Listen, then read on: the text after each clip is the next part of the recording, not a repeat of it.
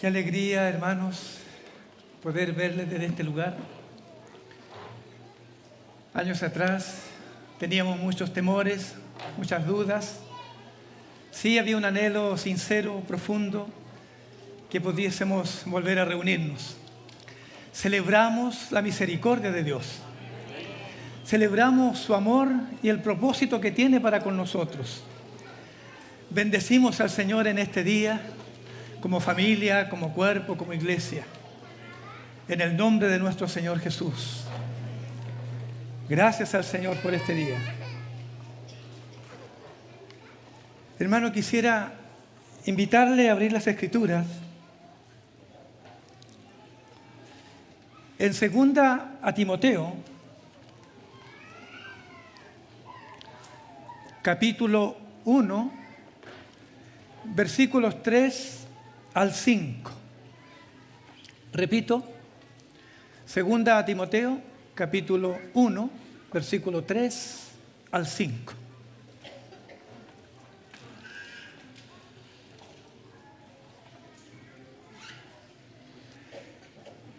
Y antes de leer estos versículos, quisiera unirme al testimonio que han dado los hermanos ya, que han pasado aquí adelante. Este retiro fue pensado en el corazón del Señor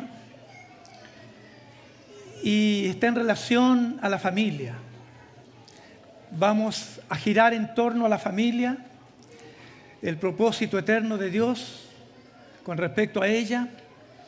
Vamos a tener mensajes doctrinales y también exhortativos. Así que damos muchas gracias al Señor por permitir este sentir en este tiempo, dado que la familia, más que nunca, está amenazada. Quizá no todos estamos conscientes de esto, pero el Señor en estos días va a comunicar su palabra a nuestros corazones. Gracias al Señor. Leamos entonces.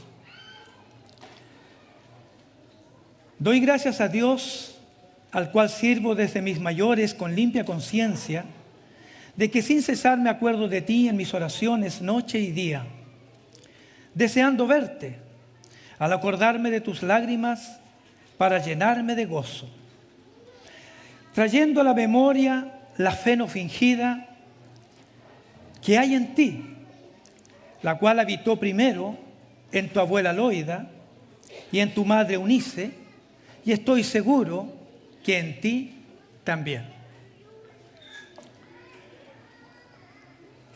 El texto bíblico que tenemos atrás dice que ya no somos extranjeros ni advenedizos, sino conciudadanos de los santos y miembros de la familia de Dios.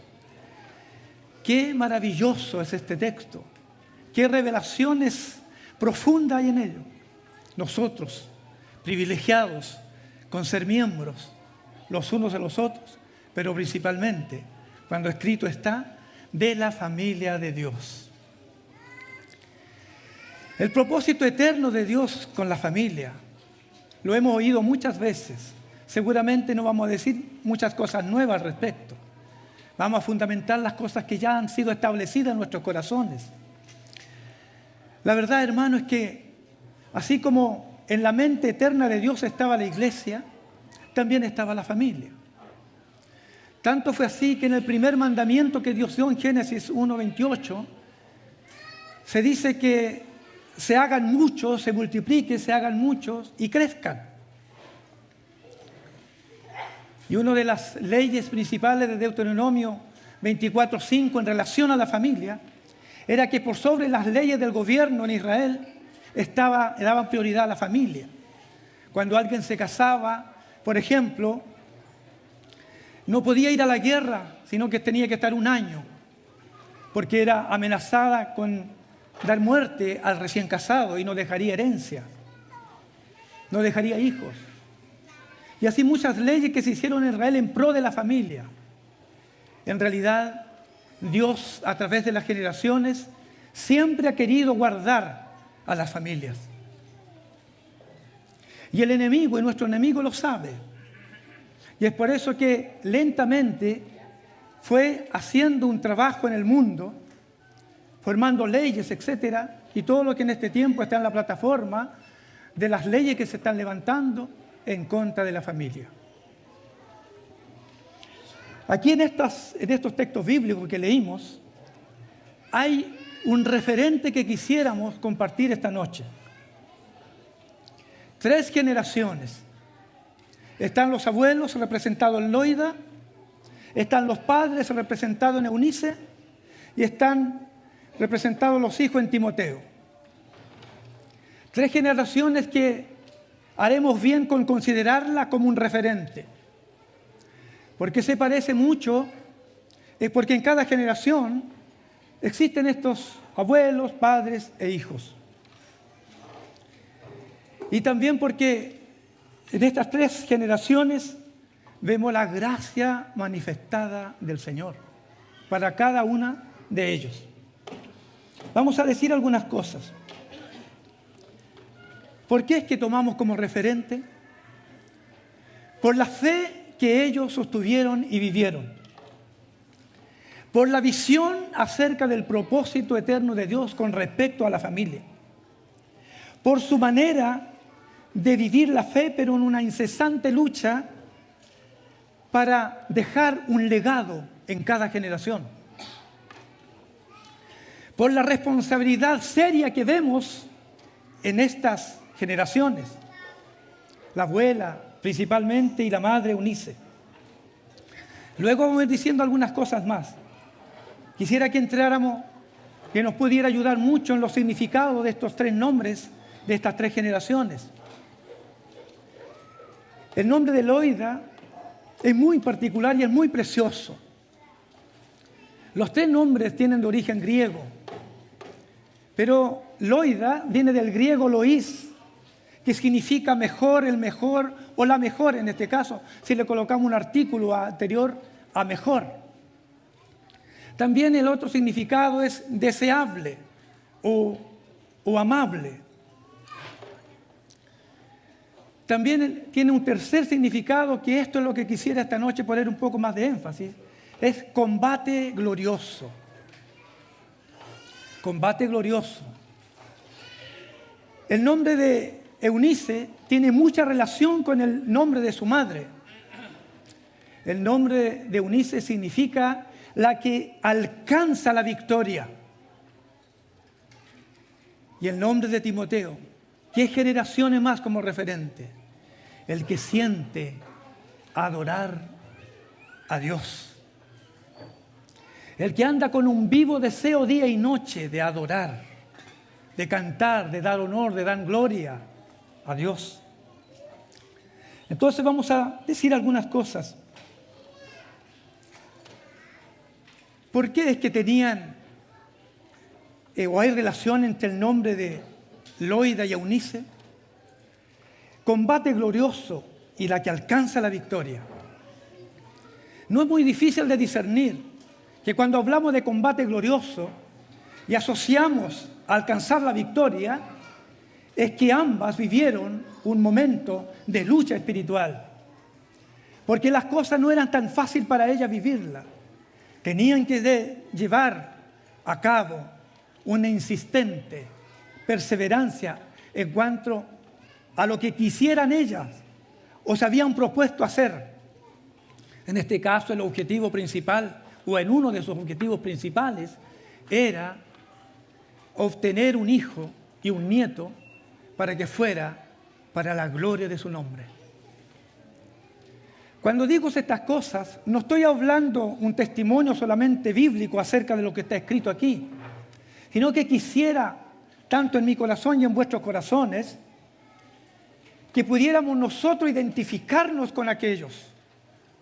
Porque ya dije que en este ambiente están los abuelos, están los padres y están los jóvenes o los hijos. Y cada uno tiene una responsabilidad generacional. Todavía, entonces, los abuelos tenemos responsabilidad. Compartiendo esta palabra, no hace muchos días en Brasil, se acercó una abuelita y me dice lo siguiente: hermano, usted vino Y el Señor a través de usted me dio mucha tarea.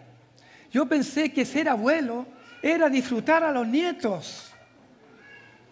Pensé que solamente había que hacer cariño, y porque yo ya había dejado de ser madre, había educado ya a mis hijos, entonces yo me había despreocupado de mis nietos, solo eran para hacerle cariño y disfrutar porque son tan hermosos.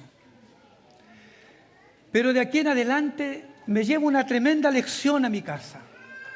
Quiero terminar mis días batallando por las generaciones que vienen. Yo quisiera ese ejemplo y ese testimonio también traspasarlo a ustedes y a mi corazón, porque muchos de ustedes ya saben que yo también soy abuelo.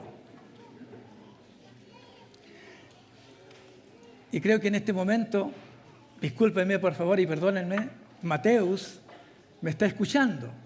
Así que le mando un tremendo abrazo y un beso. Abuelo, responsabilidad, no solo para disfrutar. Ahora, ¿por qué Loida significa la mejor? ¿Qué testimonio tendrán los nietos de sus abuelos? Podrán decir, ellos son los Loís, es decir, lo mejor.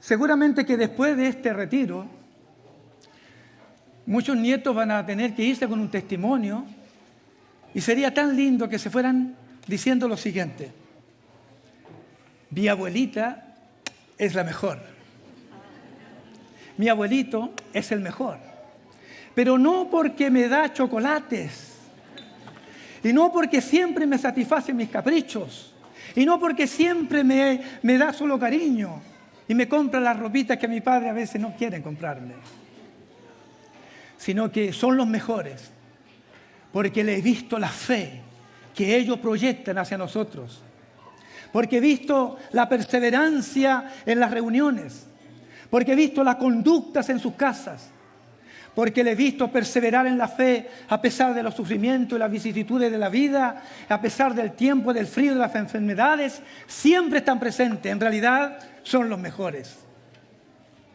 Me gustaría que cambiara aquello por lo otro. Que así sea con nosotros. La época que les tocó vivir a estas tres generaciones no fue diferente a la que nosotros estamos viviendo hoy. Fue muy difícil. Recordemos que en esos tiempos el pensamiento griego, sobre todo en la sabiduría griega, era su gloria. Todo se explicaba. Recordemos que el padre de Timoteo era griego. Todo se explicaba. Y era la gloria de aquellos. Era muy difícil penetrar la fe. Era muy difícil de hablarle de Dios, porque todo lo querían palpar y explicar. Hoy en día también pasa lo mismo. Vivieron una generación llena de dioses. Ustedes saben, cuando uno estudió un poco de historia, todos los dioses que tenían. Pero quisiera destacar unos tres más conocidos por todos nosotros: Zeus, Atenea, Afrodita. ¿Por qué quise clasificarlos de todos aquellos? Porque tiene mucha relación con la generación que estamos viviendo. Una sociedad apóstata, una sociedad pagana, una sociedad idólatra. Le atribuían a Zeus la creación del universo, del cielo, la tierra, del mar y todo lo que en ellos hay. Y lo adoraban, y era su gloria, y era su Dios. Atenea era la diosa de la sabiduría. Nadie más sabía que ella. Y la otra era Afrodita, la diosa de la belleza, de la sensualidad y el amor erótico. Se le rendía culto haciendo aberraciones sexuales. Díganme que no se pareció a las generaciones que ellos vivieron con la de nosotros. Así que si ellas fueron batallantes, porque su nombre así lo caracteriza, es porque vivieron en una generación, en una sociedad así como la que estamos viviendo hoy día. Así que se puede ser un referente en la casa, hermanos. Se puede ser un referente en la iglesia y en la sociedad. Si estas mujeres pudieron con todas esas adversidades, ¿por qué no nosotros? Tenemos el mismo Dios. Jesucristo es el mismo ayer, hoy y por los siglos. No ha mudado su poder. Sigue viviendo, sigue haciendo maravillas. Y de hecho muchos de nosotros sabemos de lo que estamos aquí. Las maravillas, milagros y prodigios que el Señor ha hecho en estos tiempos, en estos últimos días. Jesús es el Señor, decíamos. Es el soberano, es el Rey de reyes y Señor de señores. No hay nadie más que Él y como Él. Es el único que está pisando la cima del universo. Y no hay otro nombre más sublime que el nombre del Señor. Él es el único Señor. Es el único soberano. Jesús verdaderamente es el Señor. Gloria a Dios. Vamos a seguir un poco más adelante. Un llamado a imitar entonces la fe de estas mujeres. Aquí dice, en el 5, trayendo a la memoria la fe no fingida. Lo contrario de fingir es una irrealidad, es hipocresía, es apariencia. La verdad que ellos vivieron una fe genuina, una fe revelacional, una fe que Dios mismo había instalado en el corazón de ellas. Pero dicen que esa fe hizo su habitación en cada uno de estas generaciones. Cuando dice la cual habitó, esa palabra habitar nos habla de hacer morada, de hacer su casa, de vivir en una forma práctica. La fe la proyectó en una forma práctica, tanto Loida como Eunice. Y Timoteo observaba a su abuelita. Y Timoteo observaba a su madre. Y continuó con la misma fe. Es decir, la fe que habitó, la que hizo morada, la que se convirtió en algo práctico en Loida, también pasó a Eunice y también se trasladó a Timoteo. De tal manera que estas tres generaciones tienen una fe real y genuina. Pero una fe que no es aquella verbal solamente o teológica. En el cielo, en la tierra y debajo de la tierra Jesucristo es el Señor. Sí, también eso es verdad. Pero cuando habla habitar aquí es porque vivió lo que creyó, lo que oró, lo que cantó, lo que profetizó. Eso mismo vivió. Eso es hacer morada. Es decir, que la fe tuvo una expresión práctica. A esa fe es que el Señor quiere llevarnos en este día. Y seguramente aquí hay nuevos y antiguos. Y quisiera que así como a Pablo un día le dijo a los corintios que se examinaran cada uno si estabais en la fe, que nos hiciéramos también esa pregunta, esa introspección. ¿Qué es la fe que tengo? ¿Por qué me reúno? ¿Por qué estoy con estos hermanos? ¿Es que me reúno con estos hermanos porque las canciones son bonitas?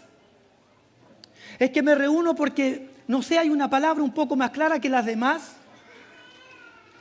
¿Es que aquí es diferente la cosa? ¿Cuál es nuestra fe? Examinaos si tenemos esta fe que habitó en la abuela Loida, pasó, saltó a la madre Eunice y también saltó al corazón de Timoteo. Señor, socórrenos y ayúdanos. Segundo, ¿por qué tenemos que imitar? ¿O tendríamos que imitar? Porque ellos entregaron, principalmente Loida y Eunice también, entregaron un legado. Pasaron el bastón del testimonio, pero no, vuelvo a insistir, no con un testimonio verbal de conocimiento y de teología solamente. También eso. pero si no, pasaron el bastón de testimonio con una bendita realidad practicada en cuanto a la fe. Dejaron un legado de fe, una enseñanza teológica y práctica. ¡Qué maravilla! Un testimonio práctico. Es lo que más escasea en estos tiempos. Somos dados a estudiar la Biblia y algunos nos gloriamos porque hemos leído la Biblia muchas veces, pero a veces escasean estas cosas prácticas. Pero eso dije que íbamos a tener predicaciones acerca de doctrinas y también prácticas. Y quizá esta predicación más va, por supuesto, en lo práctico que una doctrinal. También imitar por una batalla permanente que ellas tuvieron. Ellas no se quedaron, no dijeron, el Señor es fiel, hay una promesa sobre mi casa, se va a cumplir sí o sí, oremos o no oremos, nos reunamos o no nos reunamos, creamos o no creamos, hay una palabra y esa se va a cumplir en mi familia, así que yo me relajo y creo a mi Dios. No. Ellas tuvieron una batalla, nos damos cuenta por causa de los nombres, por causa del significado de ellos y por la sociedad que vivieron. Entonces, una batalla perseverante, una oración constante. Y también quisiera ver algunas formas de ayuda, cómo es que poder traducir o traer como enseñanza de cómo es que oró o cómo es que oraremos de aquí en adelante, cómo batallaremos. Usted quizá puede decir, hermano, usted está hablando de una batalla perseverante, pero ¿cómo lo hacemos? ¿Hay alguna forma de hacerlo? Orar, ¿cómo orar? ¿De qué batalla estamos hablando? ¿Hablar contra el enemigo? Sí, también. Pero dado eso, quisiera que fuéramos un texto bíblico o varios textos bíblicos, 5 versículos, en Job capítulo 1.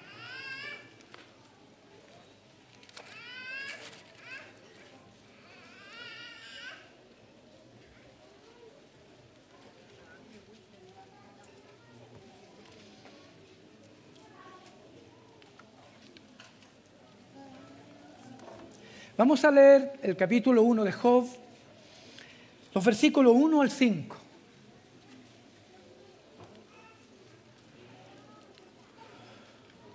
Hubo en tierra de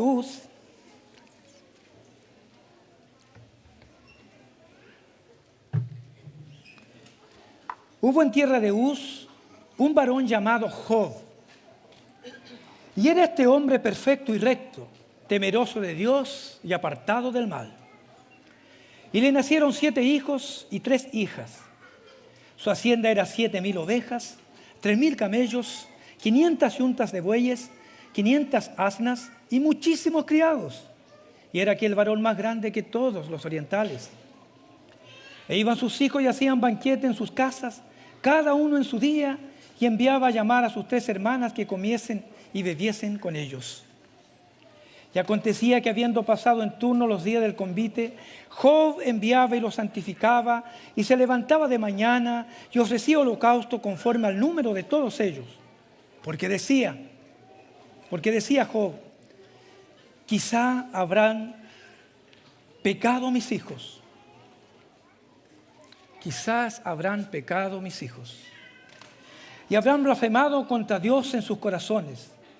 De esta manera hacía todos los días. Vamos a traer algunas enseñanzas de este versículo 5, solo del 5. Por lo menos quisiera ver 5 aspectos de este versículo 5, bien rápido. ¿Cómo es que vamos a orar? ¿Cómo van a orar los abuelitos? ¿Cómo van a orar los padres? Sobre todo aquellos padres que tienen pequeños hijos. Pero nosotros, los abuelos que tenemos hijos casados ya, tenemos que seguir orando por ellos. No decirle ahora el esposo responsable de. Nosotros también como padres tenemos que orar por nuestros hijos también, aunque se hayan ido de nuestras casas. Así que permítanme decir algunas cosas. El primer punto está en el versículo 5. Job enviaba y los santificaba. Santificaba a sus hijos. La palabra santificar también la podemos decir de alguna manera como los apartaba, los consagraba, que es la misma palabra, o los dedicaba, o digámoslo, los dejaba en el altar de Dios. Primer punto. ¿Cómo oraremos? Estoy dando alguna ayuda cómo hacerlo. Apartarlos, santificarlos y dejarlos en el altar de Dios. Segundo, se levantaba de mañana. No voy a dar quizás, y no voy a decir o demandar para que usted lo haga literalmente, porque aquí la palabra mañana no es 7 de la mañana, sino el original es madrugada, antes que saliera el sol. Y si alguno lo está haciendo así, gloria a Dios por eso, le aliento, sigámoslo haciendo. Pero Job se levantaba de madrugada. Es decir, las primeras fuerzas, el primer pensamiento, el primer ánimo, lo primero que ha de ser en la jornada es que él se levantaba y dedicaba o consagraba a sus hijos. Aquí hay un padre que conoce un poco acerca del propósito de Dios con la familia. No tan solo oraba porque amaba a sus chiquillos o a sus jóvenes, sino que él tenía una mente, él tenía que dejar un legado, pasar de su fe a estos pequeños, a estos hijos e hijas. Pero lo hacía con prioridad de madrugada. Bueno, nosotros podemos hacerlo. No sé a qué hora nos podemos levantar. 7, 8, mediodía, la tarde, o cuantas veces sea necesario. Padres, abuelos, cuantas veces sea necesario. Si despierta 3, 4 veces por la noche, dedique y consagre a sus hijos. Entréguele un legado espiritual en el trono de Dios, pero también con expresiones prácticas como lo leíamos. Y ofrecía holocausto, el tercer punto, ofrecía holocausto conforme al número de todos ellos. Aquí hay una forma adecuada en la cual quisiera que todos tomáramos un poco de atención. Un holocausto por cada hijo. ¿Cuántos hijos tenía? 7 varones y 3 hijas. Él no decía, voy a matar un becerro o un cordero y voy a hacer una oración y este holocausto, este grato olor se lo llevará Jehová Dios y por todos mis hijos un holocausto. No. El primer hijo, un holocausto. El segundo hijo, otra muerte de otro becerro. Y así, hasta llegar al número de todos ellos. Este punto nos habla de varias cositas importantes. Nosotros le vamos a dar esta aplicación.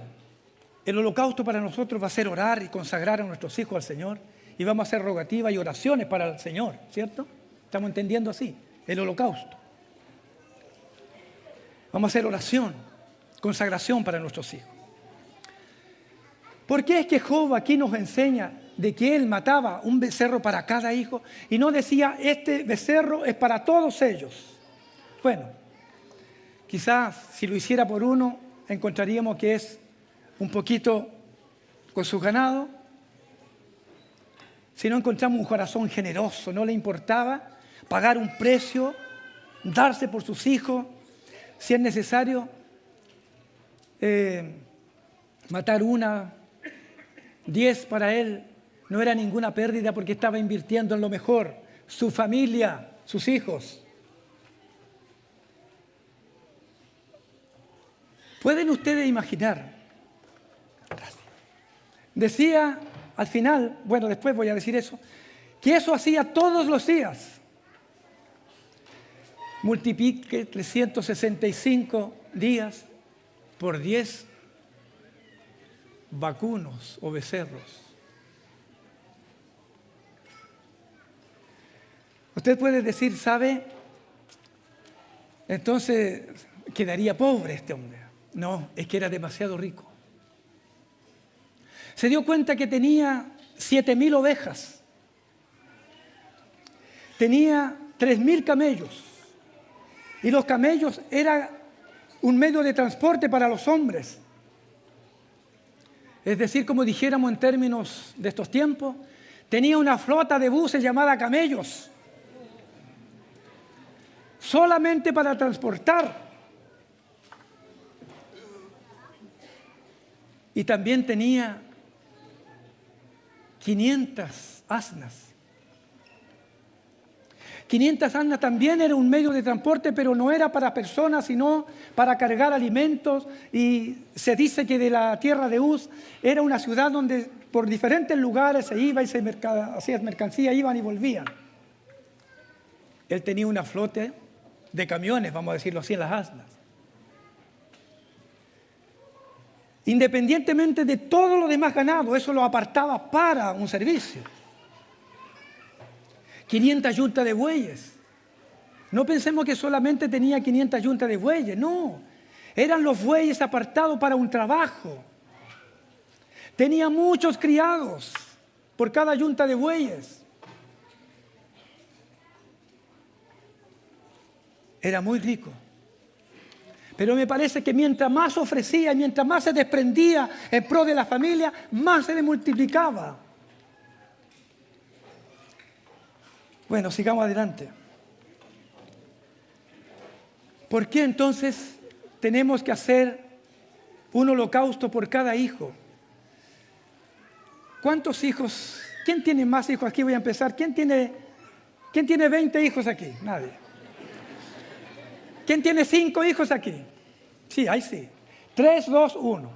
Amén. Así que 5 becerros, hermano. Todos los días.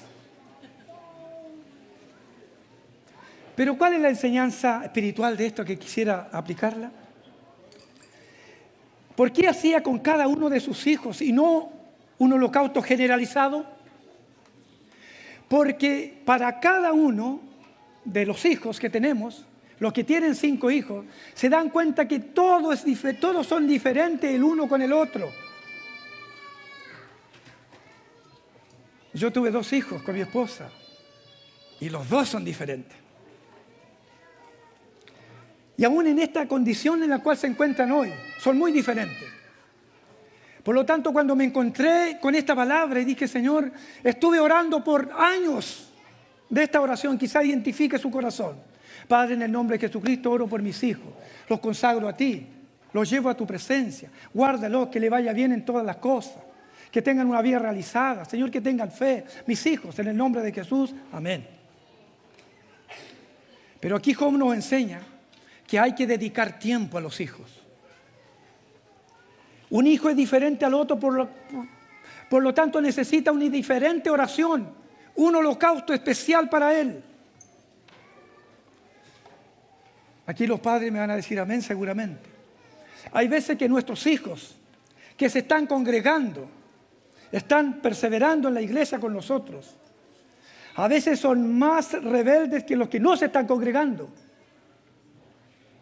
Son menos obedientes. Son menos respetuosos. Son diferentes. A veces los que no se están congregando son dadivosos, son cariñosos, honran a sus padres, son afectuosos, le dan besos, lo abrazan. Y los que se están congregando, siempre hay bridas. Se tiene que lidiar en la casa por el carácter. Pero no quiero hablar de eso, quiero hablar que todos los hijos son diferentes. Por lo tanto, un holocausto para cada uno de ellos, no una oración generalizada. Oro por todos mis hijos en el nombre de Jesús, amén. No. Señor, mira a mi hijo, esta es su necesidad. Mi hijo mayor tiene esta necesidad. Necesita una estabilidad económica, necesita una estabilidad emocional, necesita que tú le sanes en esto, que le abras puerta en esto. Pero mi hija, gracias al Señor, ya está realizada, tiene esposo, tiene casa, tiene todo, pero tiene otra necesidad, Señor. Por esta hija oro de esta manera. Y por el tercero, y por el cuarto, y por el quinto, todos son diferentes. Así que nos vamos a llevar un poquito más de responsabilidad y un poco más de tiempo en nuestras oraciones. Ya no vamos a hacer una oración quizás por nuestros hijos de 2 minutos, que los que tienen más hijos tienen más horas en la presencia del Señor para estar ofreciendo holocaustos. Hay algunos hijos que están enfermos del alma. Se necesita una oración de liberación específica. Hay otros que son enfermas físicas que necesitan una oración específica diferente al otro hijo. Por lo tanto, tenemos que pagar un precio. Tenemos que darle valor a la familia. Alguna vez pensé que ninguno de nosotros estaba en condiciones de hablar a la familia. Y lo manifesté a algunos de mis consiervos. Porque no somos los mejores referentes como padres, como familia. Pero ha llegado el momento que no podemos dejarnos estar. No podemos guardar silencio por causa que no tenemos una realidad tan ideal. Es necesario que las generaciones que vienen, los hermanos que estamos reuniéndonos, tienen que vivir una fe. Tienen que andar delante del Señor. Tenemos que darles consejos de cómo vivir, de cómo enseñar a sus hijos, de qué hacer con ellos, cuál es el precio a pagar. Vivir en pro de Él, tener en primer lugar, después del Señor, por supuesto, la familia. No olvidemos que en el propósito eterno de Dios, la familia tiene un gran valor, un sitial de honor. Cuando pensó en Adán, no pensó en él solo. Háganse mucho y crezcan. Ese fue el primer mandamiento.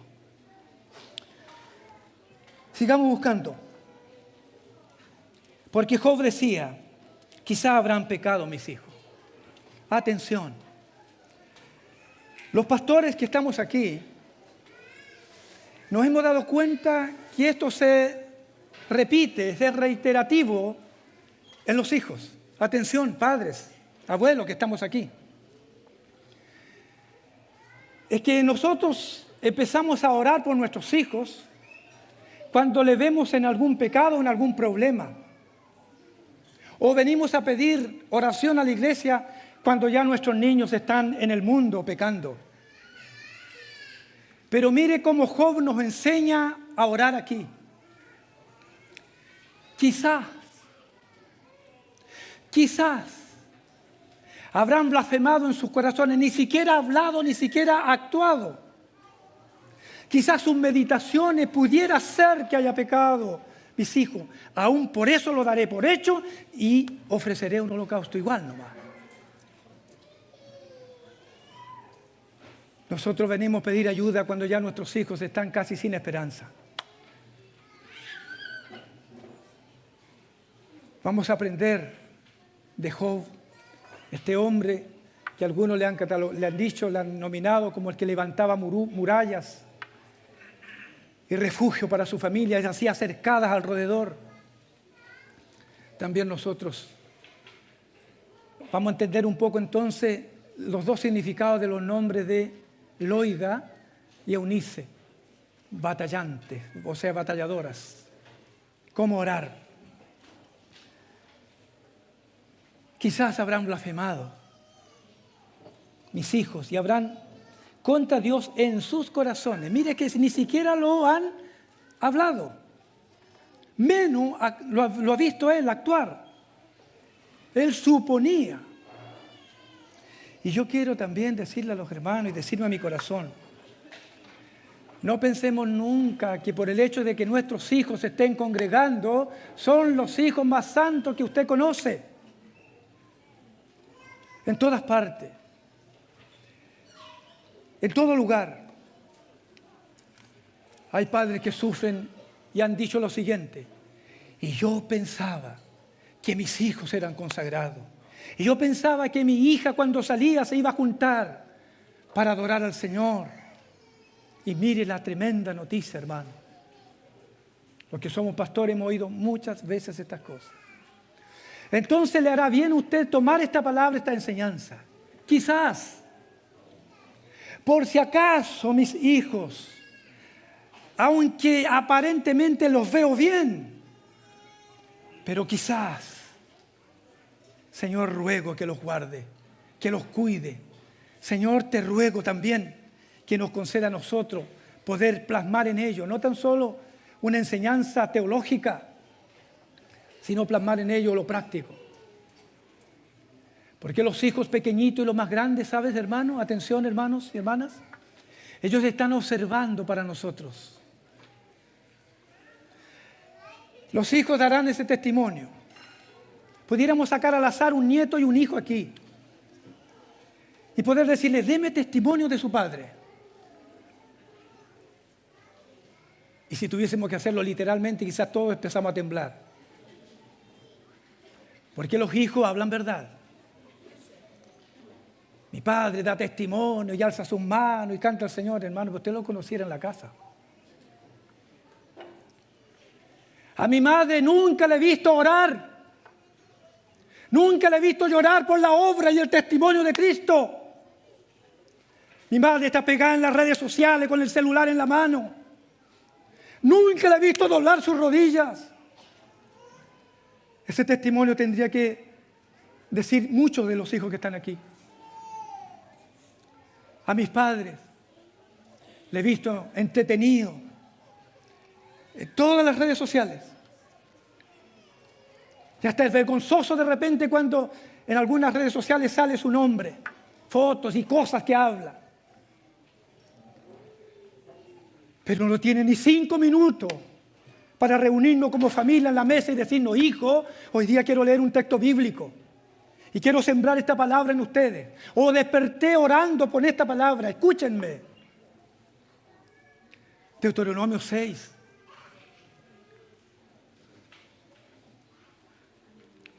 Hasta el versículo 9. Oídme, Israel. Oídme, Israel. Estas cosas quiero que tú la pongas en tu corazón y luego la pongas por obra. Y luego le transmita a tus hijos, donde quiera que vaya, al acostarte, al levantarte, donde vas caminando en el camino, cuelga por todas partes el testimonio de Jehová tu Dios. Cuando vamos con nuestros niños a vacacionar, ¿qué música vamos escuchando? ¿Qué conversaciones llevamos? Cuando volvemos a nuestra casa con las esposas, ¿qué temas llevamos de piedad en el corazón, conversando? Los hijos todos están observando atrás. Todos van escuchando.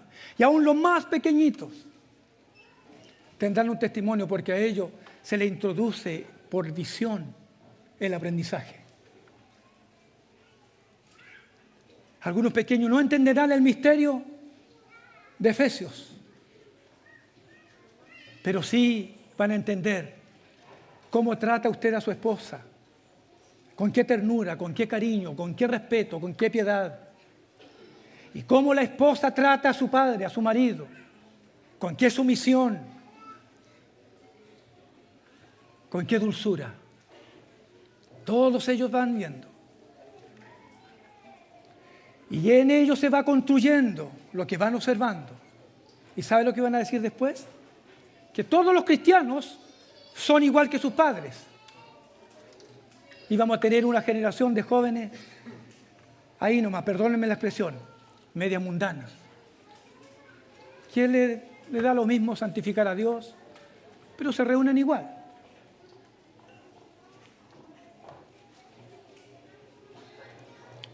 De esta manera hacía Job todos los días. Es decir, perseverancia. Que el Señor nos socorra, que el Señor nos ayude. Y quisiera ir terminando con un último punto. Voy a leer Génesis capítulo 48.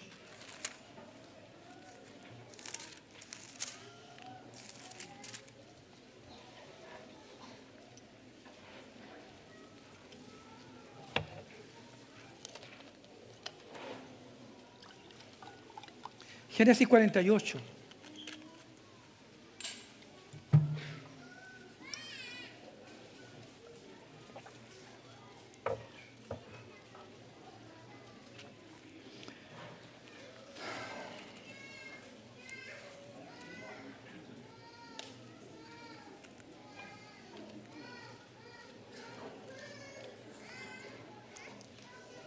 Vamos a leer versículo 1 y 2. Y antes de leer, quisiera decir este punto, ya que aquí nos consta que hay abuelitos, hay padres, hay hijos. Si en lo que fuera posible, voy a pedir que hoy día esta lectura que vamos a leer la hagamos práctica. Los abuelos orando, profetizando por sus nietos. No digamos nunca que los abuelos no tienen responsabilidad. Antiguamente, la autoridad de los abuelos, la responsabilidad, lo que Dios le había dado a ellos, era una tremenda bendición. Los abuelos venían, tomaban la cabeza de sus nietos y les bendecían. Leamos. Sucedió después de estas cosas, dice el versículo 1 del capítulo 48 de Génesis. Sucedió después de estas cosas que dijeron a José: he aquí tu padre está enfermo.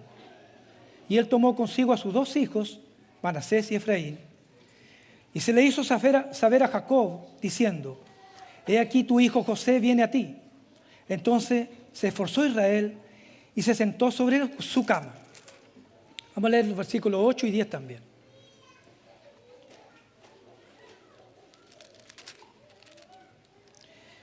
Y vio Israel, que es el mismo Jacob, ¿no es cierto?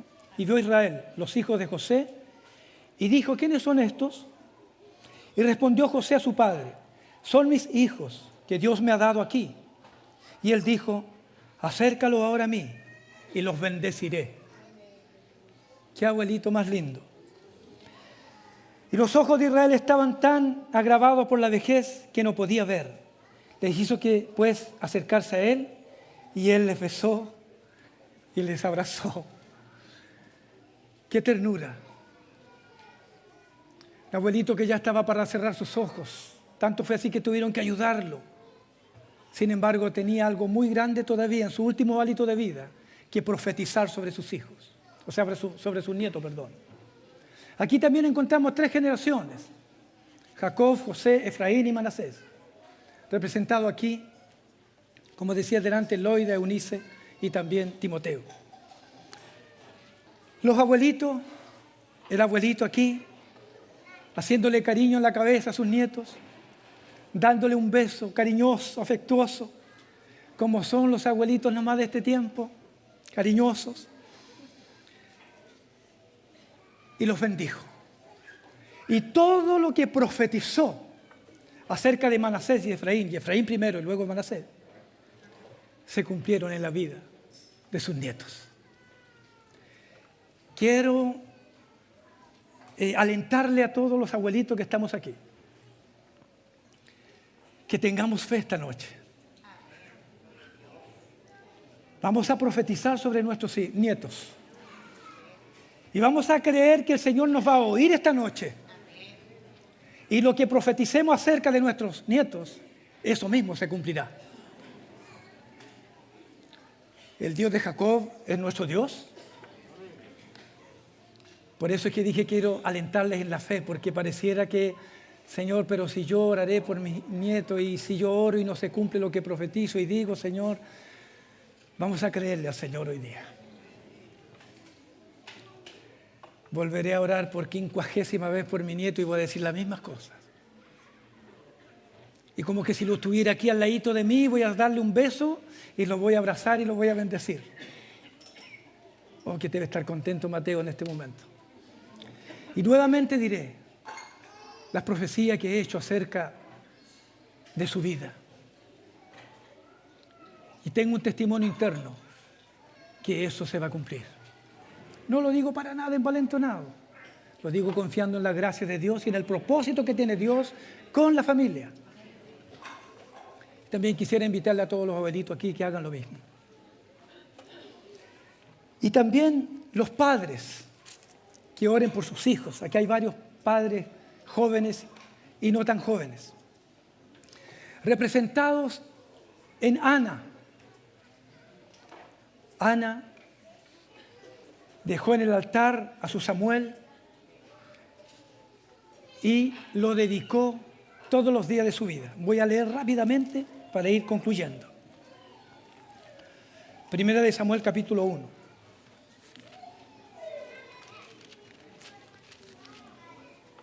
Vamos a leer versículo o los versículos 10 y 11.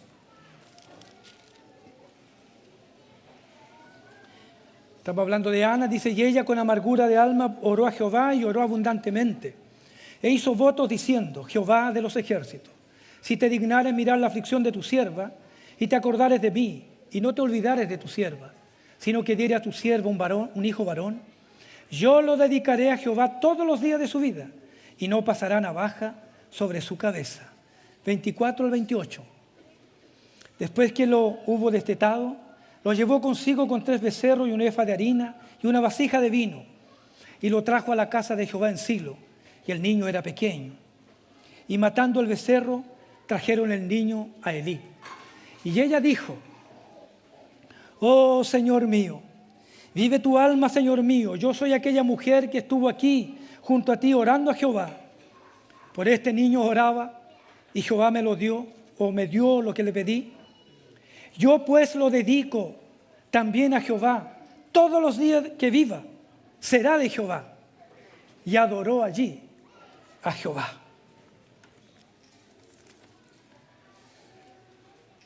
Los hijos no son nuestros.